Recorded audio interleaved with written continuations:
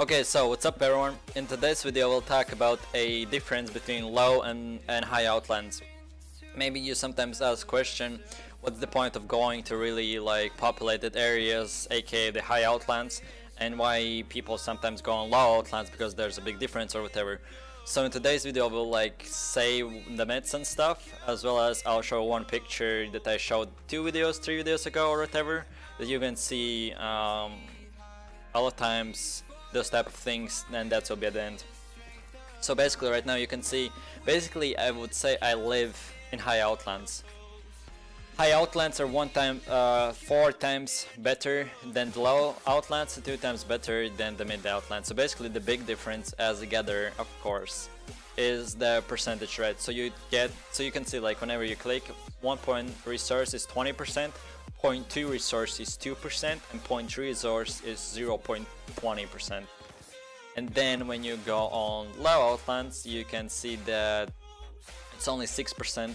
So basically to find the 0.3, it is up 0.05%, as well as 0.2 is 0.50%, and 0.1 is 5%. So it's basically everything is reduced at least 4 times. Every single thing. So if you find a 1.3 node in high outlands, you could find 4 of them. So everything is 4 times better. Of course, as well as you can see like nowhere spy things, they are lower maps, so you will see only like tier 6 mobs and stuff. In high outlands you shall see tier 7 ones as well as tier 8. Like for example, this place is the best fame farm ever that you will be able to get, because you can find here tier 8 mobs that give you like in 5-6 man group that give you at least 2000 fame, and you can kill them in like 10, 15, 20 seconds. So basically it's like really powerful, and this is the best like fame farm spot ever right now into the game. So yeah, right now you can see like the difference is like, for example, this is tier 7 area. A lot more things are more common, so 0.1s, 0.2s, 0.3s are a lot common, as well as the thing between players and stuff. So in low outlands you will see a lot newer player that I always suggest for new players to go to low outlands, experience that type of part, and then go to high.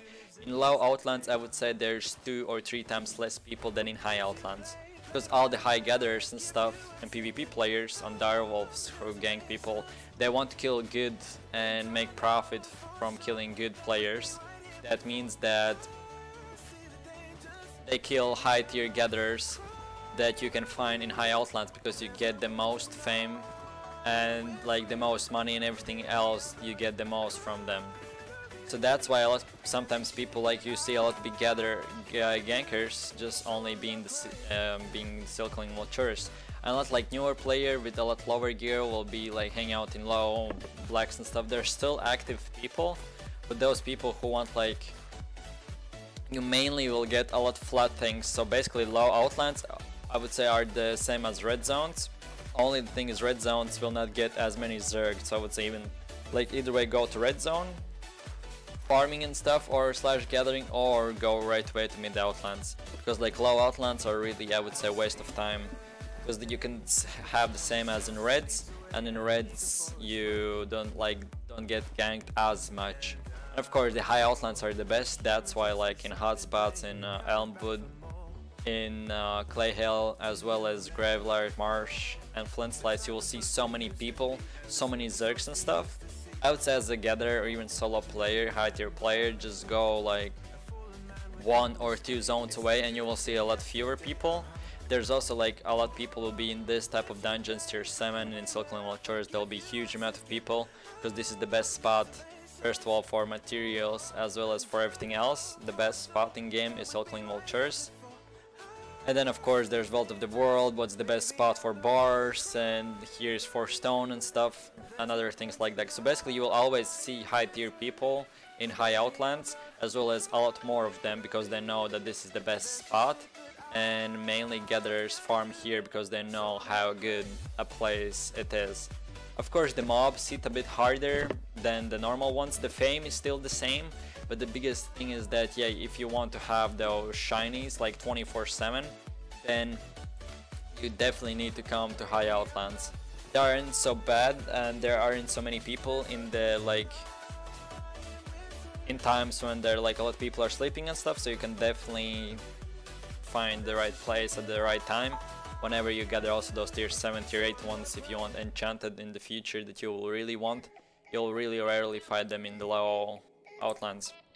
So then I wanted to show you guys the last picture for high outlands, for example. So not this one, but here you can see the picture what I showed 3-4 days ago or whatever in the previous one of the videos about gathering.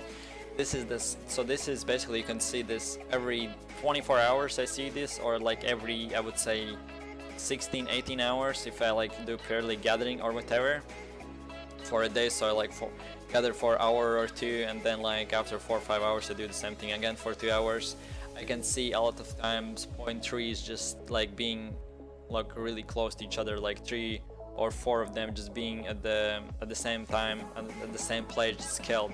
So basically like those type of pictures, like basically we almost get almost every single day by gatherers who just gather in 4 or 5 zones and they just find that. So basically that's that. Thanks for watching, I hope you enjoy. So as a gatherer 100% tier 7, tier 8, come to high outlands, be really careful, but you will be able to get so many enchanted things. Click subscribe to see to get notifications and stuff, as well as click like if this video was helpful. Let me know for future improvements as well as for future videos that you want to see. Check out and hang out in one of my streams, as well as check out my Twitter, and see you guys in the next video. Peace.